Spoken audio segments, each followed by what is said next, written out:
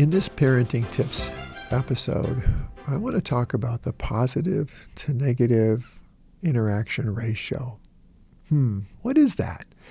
Many years ago, a colleague and I were doing research on a parenting program, and we were trying to find the most effective ways to get quality information about parenting to parents. And John asked me, Jeff, if we could invent or create a tool that would help you in your work with families, what would it be? Now, at the time, Fitbits were a new thing. These devices kept track of your steps and other exercise or health-related activities. So I responded that I would really like to have a device that parents could wear and that could keep track each day of the positive and negative interactions with their child. And so at the end of the day, with a click of a button, their device would give them immediate feedback about the number of positive interactions they had with their child and also the number of negative interactions they had with their child. Think about that. What would that look like in your household? Some of you may have heard about the magic 5-to-1 relationship ratio. This is a formula developed by marital researcher Dr. John Gottman. Dr. Gottman and his colleagues have studied marriages for over 40 years. He is probably the most well-known, respected researcher on marriages that we have to date. And as a result of his work and his colleagues' work, they identified that couples that thrive in their relationships achieve a balance of positive and negative experiences. All couples, just like all parents, have stresses and challenges.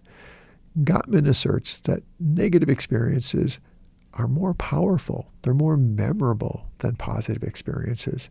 So for example, if one partner says or does something insensitive to the other and it hurts their feelings, it takes 5 positive things to make up or rebalance the relationship. It's kind of like 5 pennies equaling 1 nickel. So what does the relationship ratio 5-to-1 have to do with parents and kids? Well, plenty. There's no established magic ratio for positive to negative interactions with parents and kids. But what if we could keep track? What if there was a parent-child relationship Fitbit that tracked how many times each day we corrected, reminded, yelled, argued, or missed opportunities for positive interactions with our kids? And it also tracked how many times we listened to, snuggled with, learned from, played with, smiled at, or praised our children. Imagine at the end of the day, you would click your parent-child relationship Fitbit and it gave you some feedback about your day with your child. What would that feel like? What would your parent-child relationship Fitbit tell you? Consider how many times you have to remind your kid to do something. Almost every reminder is a negative interaction, and usually the last one, we're yelling. For most of us, the last one's with a raised voice. How often do we as parents say no, and then it becomes a battle? Please don't get me wrong. I'm not talking about creating a yes day scenario where the children always hear the word yes from their parents. But parenting is about teaching. It can be joyful and enjoyable when it is done well.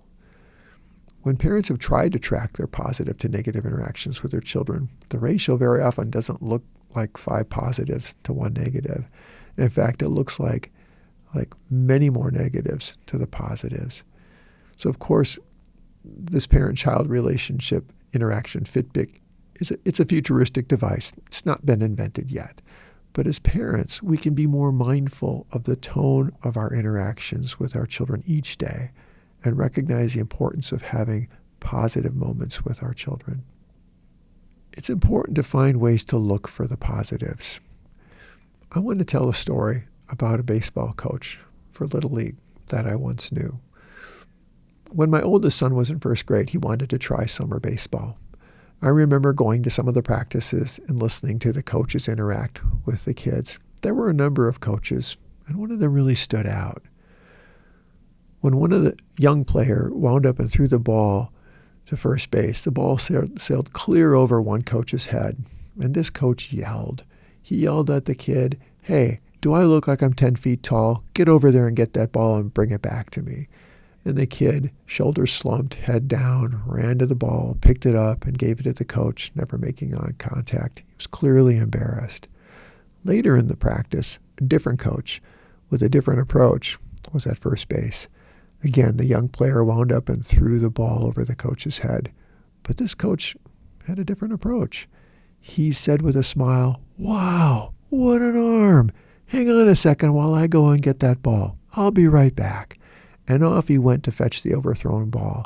When he returned, the young player who had overthrown the ball was still smiling, and he had learned how to throw with a little more accuracy in the rest of the practice. That Little League coach's approach with engaging children stuck with me. What if parents could try that a little bit more? Rather than correct and criticize, try to see the good in the effort. In this episode, we talked about the ways in which we interact with children. Parenting is a hard job. Remember, it's the hardest job that most of us will never train for. But it can also be the most rewarding job we'll ever have. It is a long journey, parenting our children from birth to adulthood. Each day we have an opportunity to find joy in our interactions with our children. What are the ways you can increase your positive experiences with your children? In other episodes in the Parenting Tips podcast series, we offer tools for you to do just that. Because we want our children to be healthy and happy, we want to look for ways to increase our positive interactions with them.